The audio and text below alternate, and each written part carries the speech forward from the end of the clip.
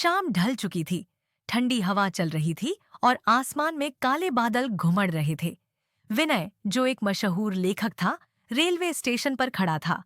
उसे दिल्ली जाने वाली ट्रेन पकड़नी थी, लेकिन मौसम बिगड़ता जा रहा था। तभी अचानक बादलों की गड़गड़ाहट के साथ मूसलाधार बारिश शुरू हो गई। विनय को पास ही दिख रही एक छोटी सी चाय की दुकान में शरण लेनी पड़ी। दुकान का मालिक एक बूढ़ा व्यक्ति था, जिसकी झुर्रियों भरी आंखों में एक गहरा अनुभव झलक रहा था।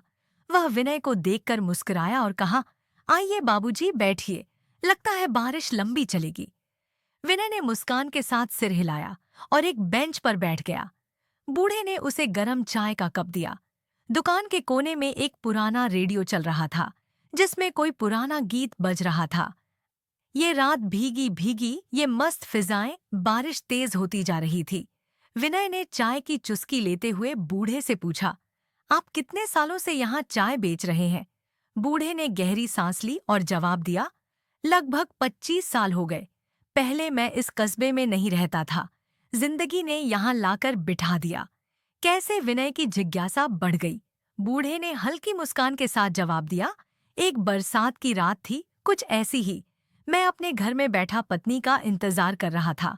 वह बाजार गई थी, लेकिन लौटकर नहीं आई। एक सड़क हादसे में उसकी मौत हो गई। विनय चुप हो गया। बूढ़े की आवाज में दर्द था, लेकिन चेहरे पर अजीब सी शांति थी। और फिर? विनय ने धीरे से पूछा। बूढ़े ने एक नजर विनय पर डाली और आगे कहा, उस दिन मुझे समझ आया कि इंसान के पास कुछ भी स्थायी नहीं है। जिसे हम अपना समझते हैं, वह कभी भी छिन सकता है। मैं उस हादसे के बाद बहुत दिनों तक खुद को संभाल नहीं पाया। फिर एक दिन इस कस्बे में आकर बस गया और यह चाय की दुकान खोल ली। बस जिंदगी यूं ही कट रही है। विनय को उसकी बातें भीतर तक छू गईं। उसने महसूस किया कि दर्द को जीना भी एक कला है। तभी स्टेशन की ओर जाने वाले रास्ते से एक लड़की दौड़ती हुई आई, जिसका चेहरा पानी से भीगा हुआ था।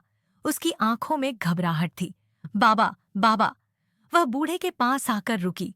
बूढ़े ने प्यार से उसका सिर थपथपाया। क्या हुआ राधा? लड़की ने हाँफते हुए कहा, बिजली चली गई थी, मैं डर गई थी। सोचा आपको लेने आ जाऊं। विनय यह देखकर चौंका। उसने पूछा, ये आपकी बेटी है? बूढ़ा मुस्कुराया, नहीं बाबूजी, ये अनाथ थी। स्टेशन पर भीख मांगती थी। मैंने इसे अपनी बेटी बना लिया। भगवान जिसे छीनता है, उसकी भरपाई भी करता है। विनय अब पूरी तरह समझ चुका था कि यह बूढ़ा केवल दुख का शिकार नहीं, बल्कि एक मिसाल भी था। बारिश अब थम चुकी थी। दूर से ट्रेन की सीटी सुनाई दी। विनय ने उठते हुए बूढ़े का हाथ थामा। आपसे मिलकर बहुत कुछ सीखने को मिला। आपकी कहानी मैं कभी भूल नहीं पाऊंगा। बूढ़े ने मुस्कुराते हुए कहा, बाबूजी, यादें कभी नहीं मिटती, बस बारिश की तरह आती जाती रहती है। विनय ने सिर झुकाकर उसे प्रणाम किया और स्टेशन की ओर बढ़ गया। उस रात की बारिश ने विनय की सोच हमेशा के लिए बदल दी थी।